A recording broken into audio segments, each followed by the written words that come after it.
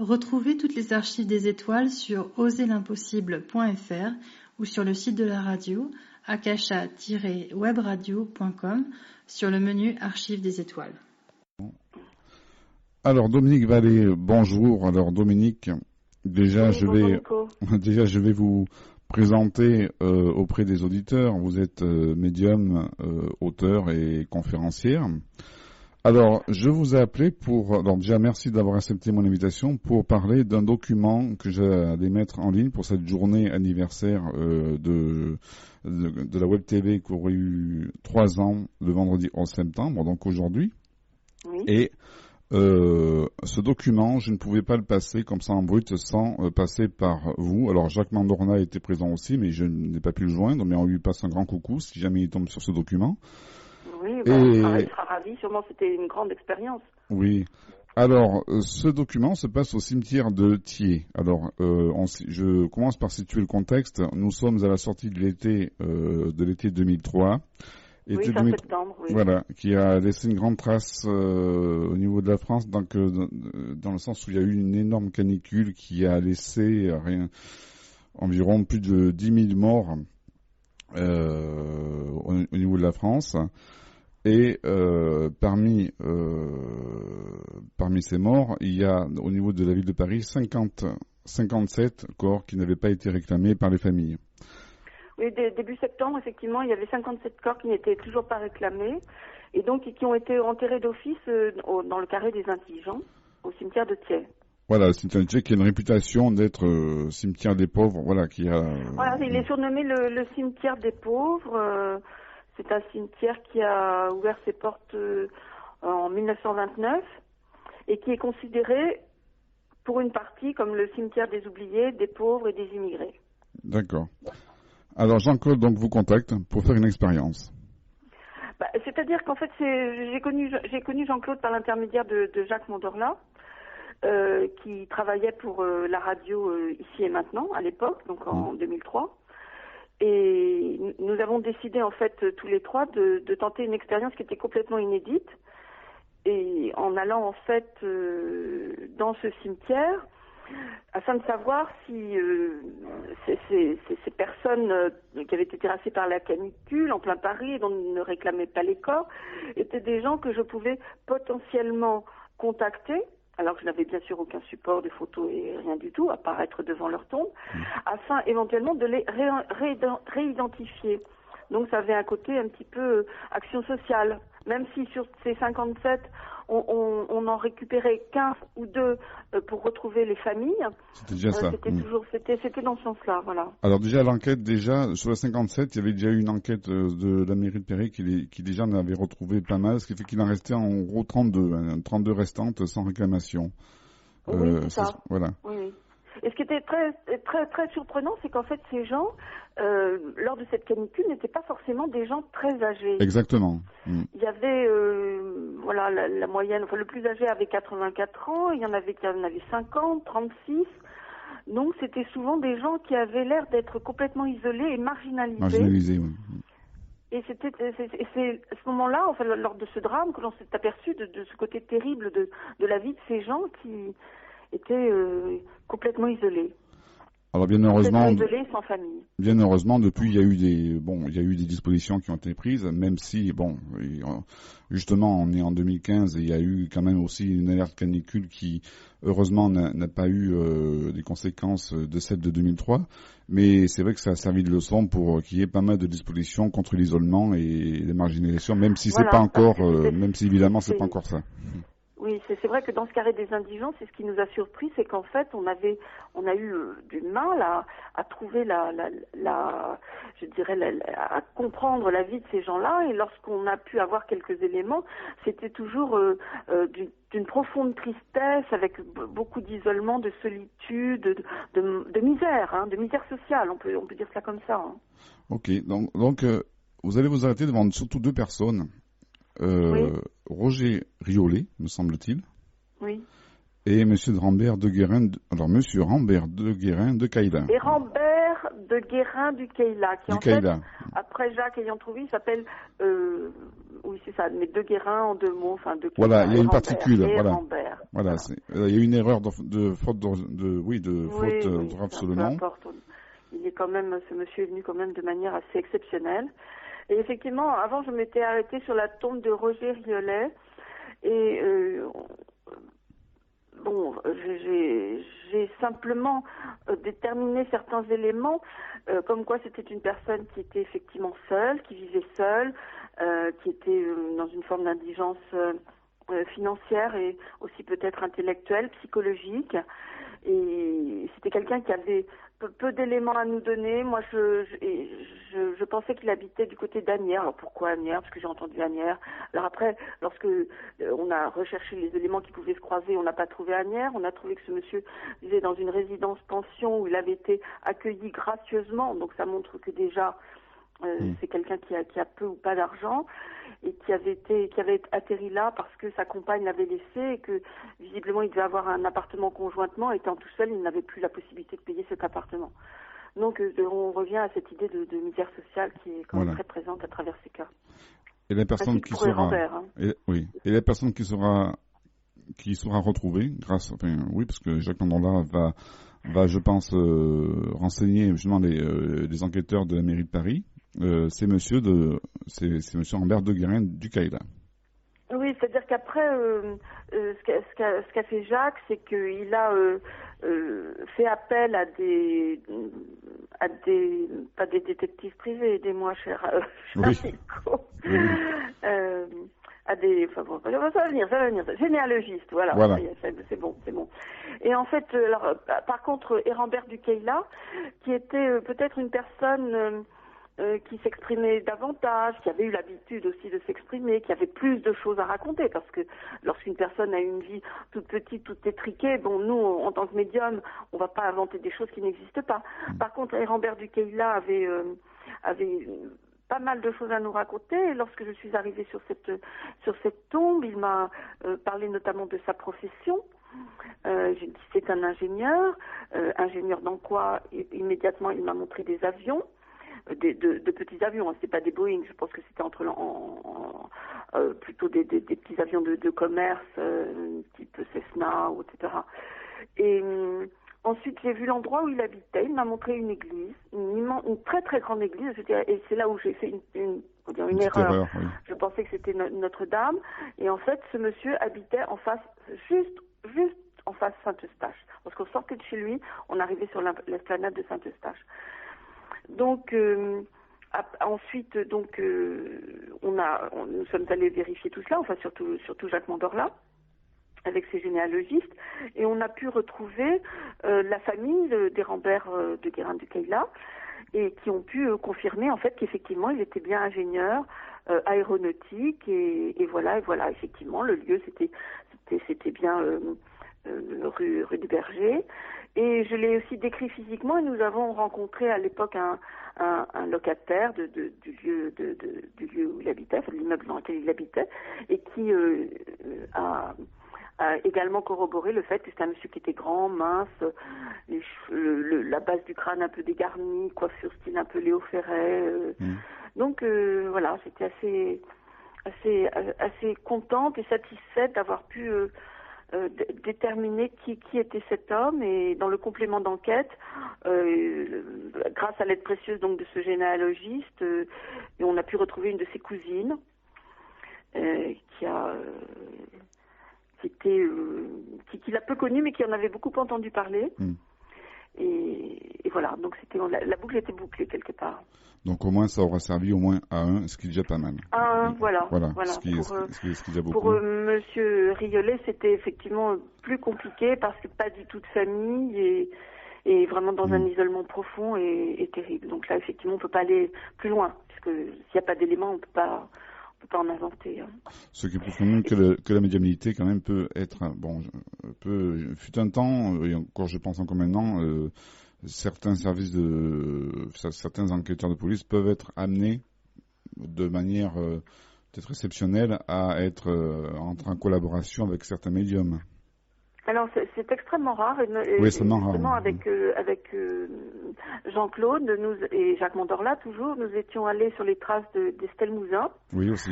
Où nous avions aussi avec Myriam Lacroix-Breton qui est radiesthésiste, qui était un peu mon GPS, trouvé pas mal d'éléments. Nous étions remontés grâce à la gendarmerie, puisque le mari de Myriam était gendarme, lieutenant-colonel de gendarmerie. Nous avions eu un contact, je dirais, presque chaleureux avec la gendarmerie, mais qui à l'époque n'était pas en charge de l'affaire Estelle Mouzin, et c'était le SRPJ de Versailles, qui lui n'a vraiment pas voulu entendre parler de nous. Je veux dire, je crois que j'ai dû avoir un contact en expliquant qu'au départ, il y avait l'idée d'une camionnette blanche qui avait pu être le véhicule qui avait transporté la petite fille, et là,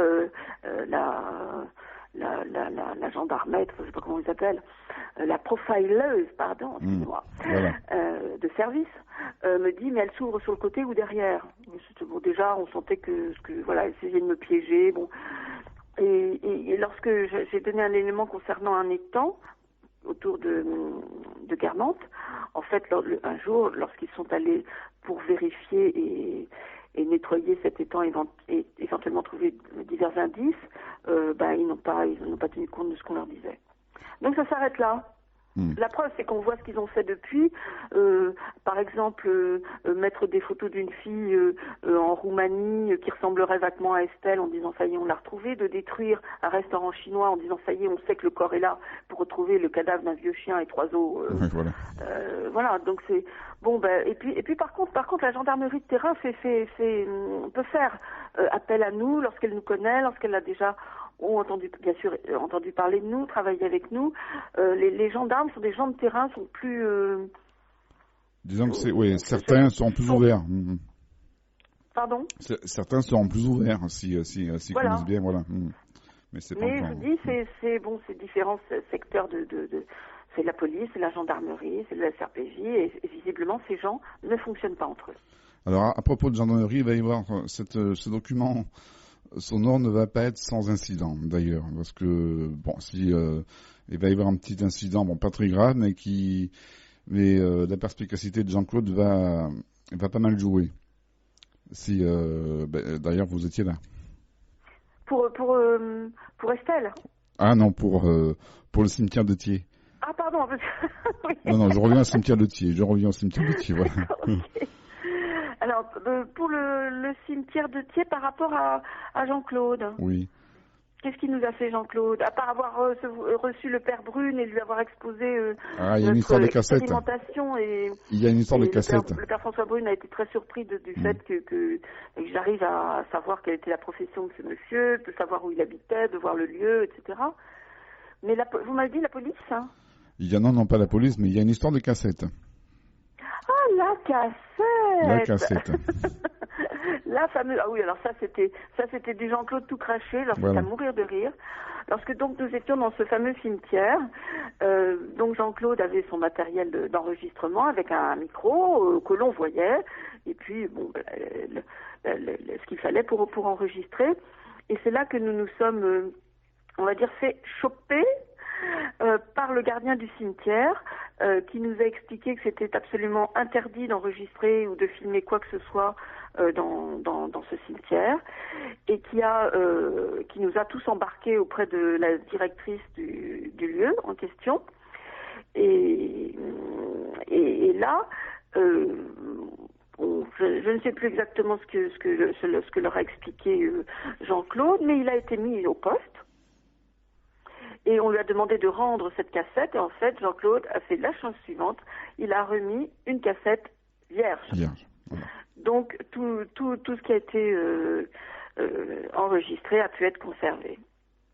Eh bien, tant mieux pour nous. Elle était à l'abri dans une de ses poches. Tant mieux pour nous. Car c'est ce document qu'on va écouter tout de suite, dans quelques minutes.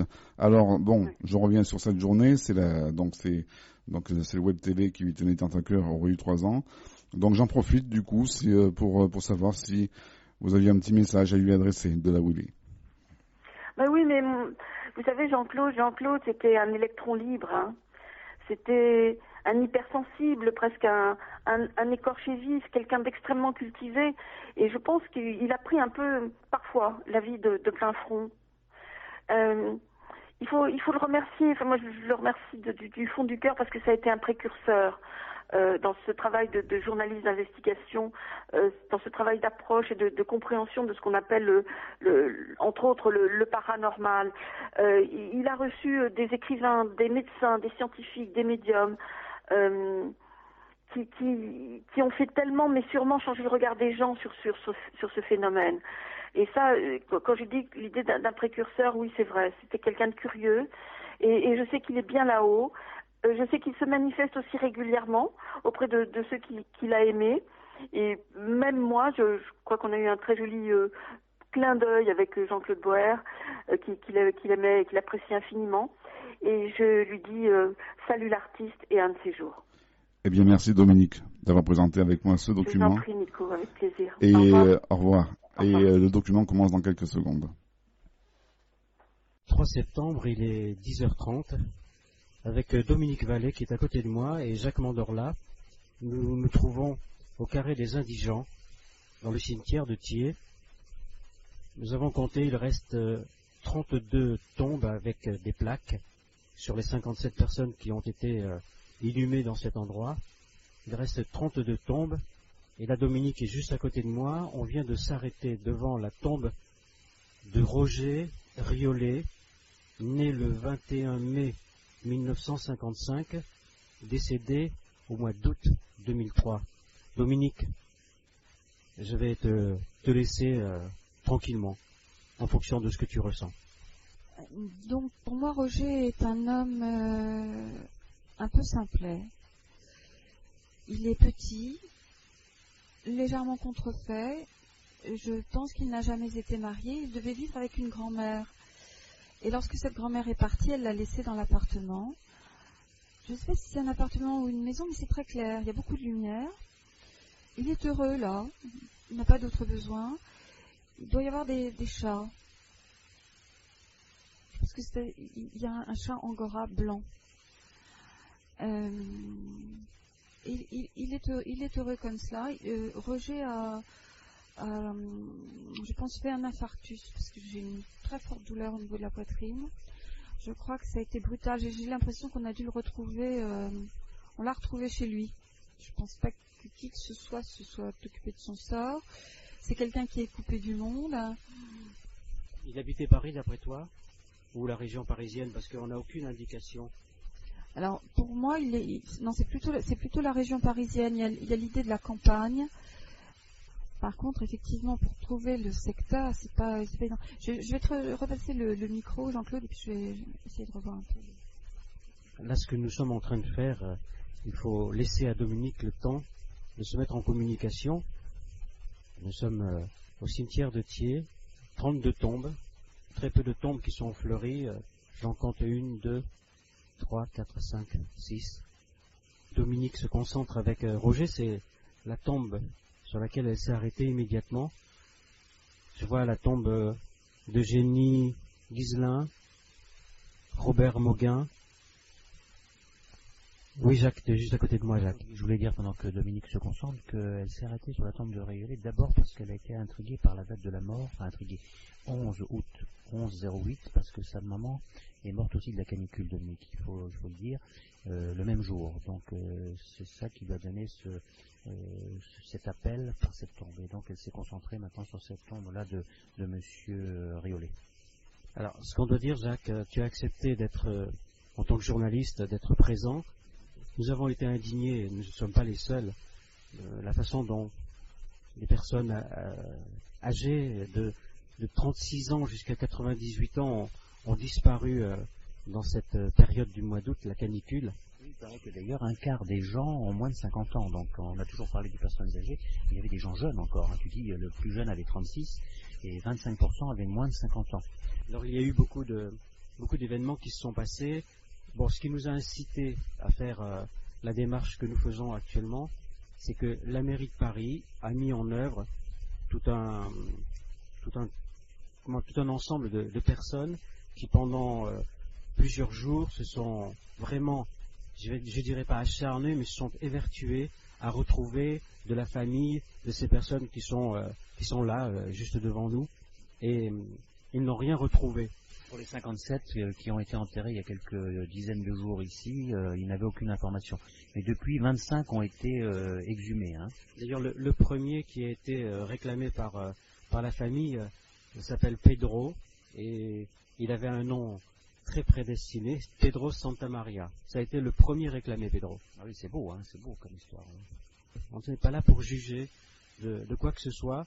Simplement, c'est quand même difficile de penser que des personnes sont décédées, ça c'est sûr, et que personne ne les ait réclamées. Là, c'est un vrai drame. Oui, qu'elles restent seules au monde, c'est inacceptable hein, pour nous. Donc, si cette démarche pouvait aider, ne serait-ce qu'à retrouver une famille pour un disparu, je crois qu'on aurait une grande satisfaction hein, tous ensemble. Voilà, le protocole que nous avons demandé à Dominique Vallée, qu'il l'a accepté tout de suite, c'était simplement de lui dire parmi les tombes quelles étaient, même s'il y en avait une, comme tu dis, s'il y a une personne avec laquelle elle peut rentrer en communication. C'est exceptionnel déjà, c'est du jamais vu. Donc rappelons que Dominique travaille pour contacter les gens disparus et aider les autres à faire leur deuil à partir d'une photo. Aujourd'hui, bien entendu, on n'a aucune photo dans le cimetière, on a des disparus. Donc elle se concentre sur la tombe, elle ne touche pas la tombe des mains, je pensais qu'elle allait toucher la pierre tombale. Oui, moi aussi, ouais. Il n'y a pas de contact physique, elle est en contact intellectuel, je dirais, enfin télépathique, je ne sais pas. En tout cas, elle se concentre et elle parle après. Alors le défi qu'on lui a lancé, si défi il y a, mais enfin bon, appelons ça un défi, c'est si elle arrive à rentrer vraiment en communication avec l'une ou l'autre de ces personnes qui sont là, des femmes, des hommes, ce serait de pouvoir, grâce à l'équipe de Radio Ici et Maintenant, retrouver le domicile ou la famille comment je vais dire, je suis un peu ému, tu vois, c'est pas facile. D'un des disparus, d'un des inhumés ici, en plus il s'est appelé le carré des indigents, donc c'est terrible comme formule. Et puis redonner la dignité à... Où il y avait des fosses communes, bon là fort heureusement à Thiers ils ont mis des tombes et des plaques, ce qui fait que ça a l'air d'être décent comme sépulture, mais il ne faut pas que les gens restent seuls et il faudrait qu'ils retrouvent leur famille. Donc on va revenir vers Dominique. Oui Dominique, excuse-moi, mais... C'est pas simple. C'est pas simple parce que alors maintenant ça se trouve un petit peu dans le sens où j'ai plutôt l'impression que je vois un immeuble en briques rouges, ces immeubles du début du siècle. Ça serait dans plus qu'une maison de campagne. Il y a un parquet, il y a du parquet. Par contre, ça pourrait être une ville comme Asnières. C'est un petit côté province hein, autour de cet immeuble. Asnières, c'était venu comment? Comme ça. J'ai entendu Asnières, donc je répète bêtement Asnières. Comme Sylvie me l'avait dit, tout à fait.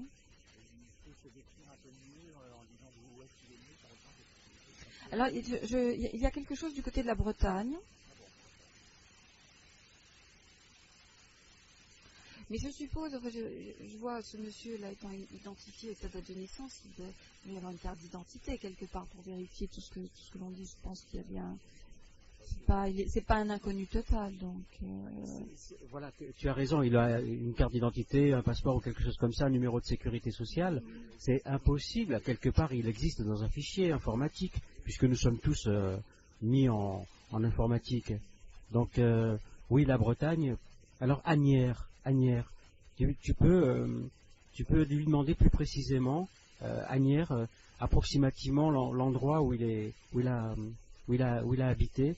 Il était retiré, tu m'as dit, personne ne venait le voir. C'était un être un petit peu simple. Il devait vivre d'une petite rente d'aide sociale, peut-être un petit pécule que lui avait laissé une grand-mère ou et il se contentait de cela. C'est quelqu'un qui n'a jamais eu de gros besoins et vivait en autarcie.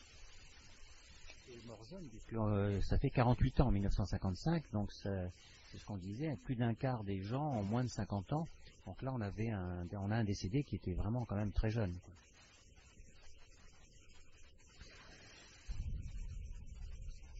Pas très loin de son lieu d'habitation, il y a des immeubles, des constructions extrêmement récentes. Il y a un très grand rond-point avec des immeubles en verre.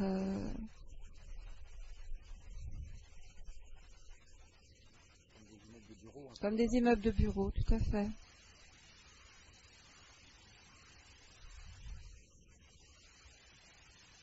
Alors, effectivement, on n'a peut-être pas, enfin, Roger est venu à moi, mais on n'a peut-être pas fait le bon choix, parce que l'idée de la Bretagne, il m'en parle comme un enfant qui aurait voulu y aller, il bat presque des mains. C'est comme un rêve, la Bretagne. Oui, ça ne veut pas dire qu'il soit né ou qu'il y ait vécu. Pas du tout. Il aurait aimé y aller parce qu'on devait lui en parler, il devait avoir probablement de la famille et...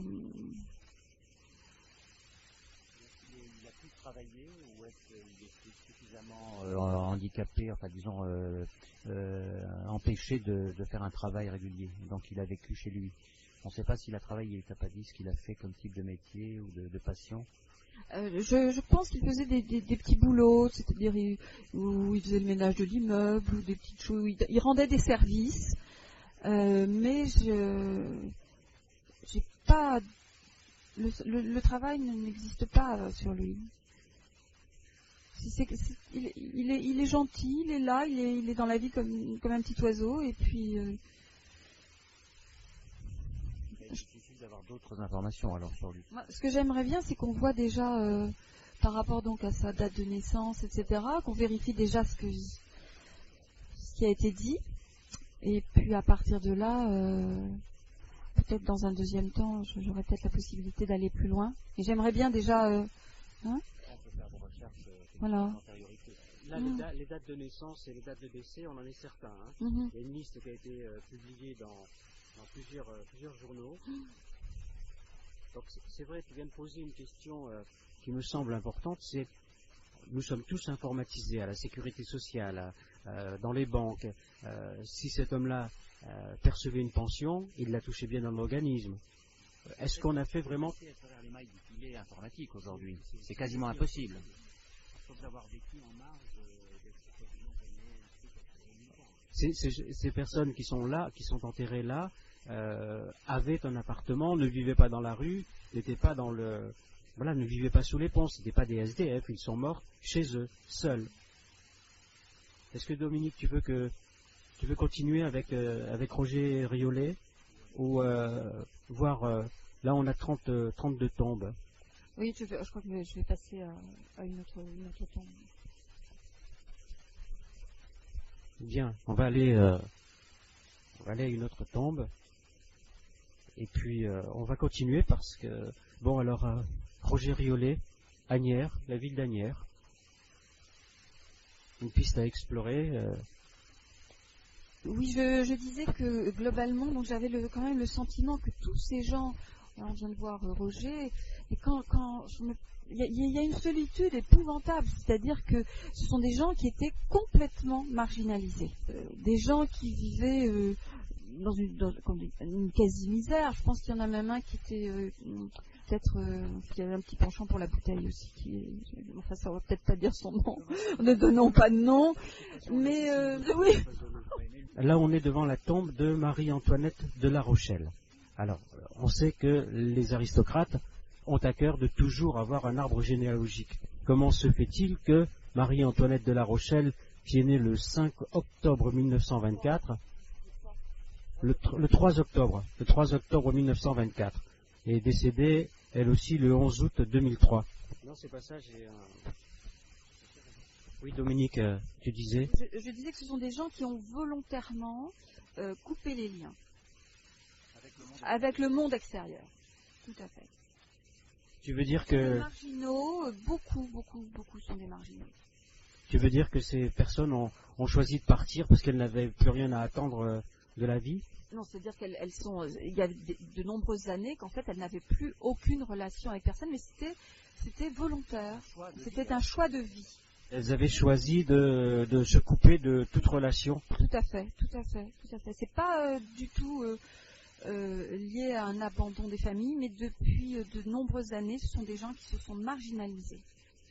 Mais alors ces personnes vivaient bien de quelque chose, ils avaient bien des revenus, il fallait bien payer un loyer, il fallait bien payer des courses, enfin avoir une vie complètement en retrait, certes, mais vivre quand même, s'alimenter, etc., etc.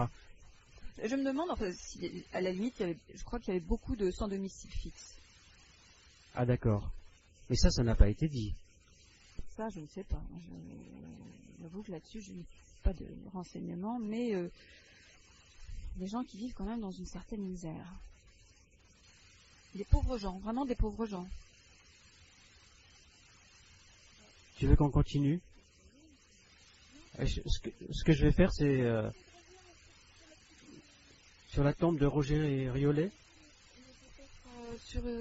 Un peu plus loin, on va regarder un petit peu. Je vais refaire le tour dans l'autre sens. Hein, c'est un érudit. Hein, c'est un érudit. C'est un grand monsieur, mince.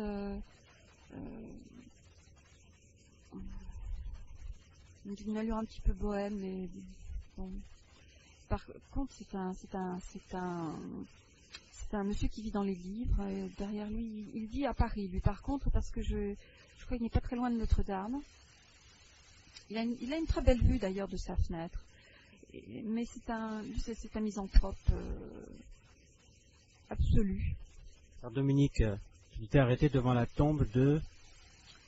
Monsieur Hérambert de Guérin du Caïla.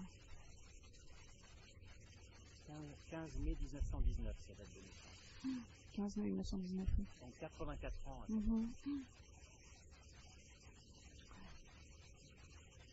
Et c'est pareil, c'est un monsieur qui a fait un choix de vie, de solitude, qui a une grande lassitude de ce monde. Il est très, très trempé dans ce qu'il dit. La société le dégoûte. Il est complètement en repli dans son appartement, sur ses livres. Il écrit beaucoup. Pour lui. Je sais qu'il ne sera pas publié, mais ça fait rien. Il écrit. Il râle beaucoup. Il refait le monde en permanence. Tu as parlé de Notre-Dame de Paris? Tout à fait. Donc en fait, il serait proche de la préfecture de police? Peut-être, oui, peut-être. Je ne sais pas si c'est la vue que je vois, c'est la vue. La scène est là, donc il est dans ce secteur. Tu dis qu'il écrit et qu'il n'a pas été publié. Tu peux lui demander s'il a réussi à faire publier un livre, même si ce n'est pas sous le nom de Hérambert de Guérin du Caïla. Non, je crois qu'en fait il écrit. Je sais pas, il écrit pas forcément pour se faire publier. Il écrit parce que c'est sûrement je crois que c'est un ancien ingénieur. Hein. C'est un ancien ingénieur. Ingénieur, tu peux lui demander dans quelle activité, Il y a de l'aviation, il y a des avions. Il est dans un grand hall, dans une grande usine, et il y a des avions. Donc l'industrie aéronautique. Oui, a priori. Il ne me donne pas de nom, il me montre des images, donc je traduis comme ça. Oui, par exemple. Non, si tu veux, ce sont des avions, moi j'y connais rien, donc je laisse décrire. Ce sont des avions, plutôt des petits avions, pas des gros porteurs, pas des Airbus. Non. Non, mais ça c'est une société comme. Oui, entre les deux guerres, tout à fait. C'est une passion, mais c'est quelque chose qui a occupé toute sa vie. Parce que s'il a volé, obligatoirement, il avait un brevet en tant que pilote. Non, alors il est pas, je pense pas qu'il soit pilote. Hein. Lui, ce qui l'intéressait, c'était franchement la mécanique pure et pas le vol. Non, c'était tout ce qui était de réglage, création, moteur, tout ça. C'était et puis il n'hésitait pas à mettre, je dirais, les mains dans le cambouis. Hein. C'était pas. Alors manuel plus que. Parce que tu parles d'écrivain, manuel, ingénieur. Oui, mais il dessinait des crobards, enfin des croquis. Oui, je pense, mais c'était aussi quelqu'un qui appliquait ce qu'il faisait, c'est-à-dire qu'en fait, il ne laissait pas forcément le soin aux autres de lorsqu'il avait créé quelque chose ou qu'il faisait une mise au point sur quelque chose par rapport à un moteur, il n'hésitait pas à mettre la main à la pâte. Il n'était pas que théoricien, finalement. Tout à fait. Voilà la question que je vais te poser, hein, parce que bon, pour ceux qui écoutent cet enregistrement qui est fait en direct depuis le cimetière de Thiers, ce vendredi 3 septembre, Octobre, oui, pardon. Septembre, oui. Mais bon, de toute façon, on coupera ça au montage. Ce que je veux dire, tu parles de Notre-Dame de Paris. Donc on est dans quel arrondissement? C'est le 6e ou le 4e, je sais pas. Au premier, oui. Je pense qu'il est sur l'île de la Cité. Sur l'île de la Cité. Oui, il voit, oui. Mais ça, disons que bon, on peut pas être dans une telle précision. Il me donne des images, mais bon, c'est ce que j'ai dit l'autre jour. On peut recouper l'information et savoir où le corps a été retrouvé par les services concernés. Et s'il est bien dans cet arrondissement-là, dans un périmètre de Notre-Dame, c'est très intéressant pour l'expérience. Hein, c'est très intéressant. Exactement, parce que tous ces renseignements, on ne les a pas eus. On ne nous a jamais dit, aucun média ne nous a dit, on a retrouvé ces personnes dans tel arrondissement, dans tel... c'est le blackout le plus complet. Nous n'avons ici, sur les tombes, que les noms, prénoms, date de naissance et de mort. Oui, et en plus, c'est quelqu'un qui a eu un très très gros chagrin par rapport à une femme. Il pleure, et je crois qu'il a dû... il n'y a pas d'enfant.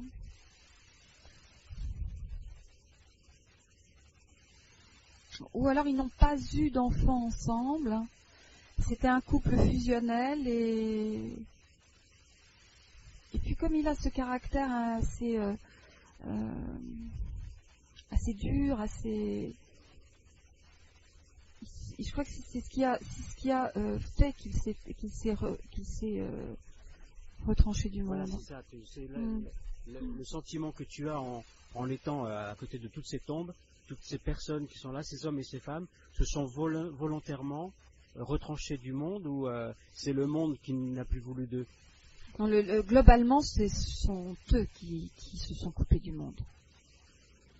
C'est ce que j'ai dit tout à l'heure, il y a des gens ont l'impression qu'il y avait un problème de drogue, il y a un problème d'alcool, il y a un problème de succès un petit peu demeuré, un petit peu. Donc, c'est pas la famille ou leur famille qui les a mis à l'écart, ce sont eux, globalement, qui se sont... Oui, c'est clair. Et pour revenir à M. de Guérin du Kayla, est-ce qu'il y a une ville éventuellement qui apparaît, un endroit où il aurait travaillé, ou d'une région d'origine? Il y a quelque chose sur Rouen. On est toujours devant la tombe de Hérambert de Guérin du Kayla. Sur Rouen, donc dans le département 76 en Seine-Maritime. Tout à fait. Il y a quelque chose à chercher de ce côté-là au niveau de la famille. Par contre, c'est quelqu'un qui aimait, je pense avec cette femme, qui aimait la mer. C'est-à-dire qu'il y a le bateau. Alors là, par contre, là, j'ai pas du tout d'informations en ce qui concerne le lieu. C'est peut-être que le sud de la France. Hérambert, c'est pas un prénom commun. Ah bah tout à fait, oui. Je sais pas, je connais pas du tout, je connais pas l'origine. C'est à Saint-Germain-en-Laye, il y a un lycée qui s'appelle le lycée Saint-Hérambert. Oui, des proches, la famille qui est de ce côté-là, savoir. Oui.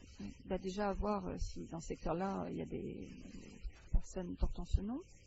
Et alors j'étais en train d'essayer de voir, de préciser davantage le lieu où il travaillait, où il y a effectivement c'est un hangar, il y a des poutres métalliques, c'est assez vieillot, hein, il a une combinaison bleue, enfin c'est vrai que ce sont des petits... Oui, alors après je pense qu'il a dû continuer aussi un petit peu dans ce secteur, c'est des petits avions de transport, il y a des petits avions de transport.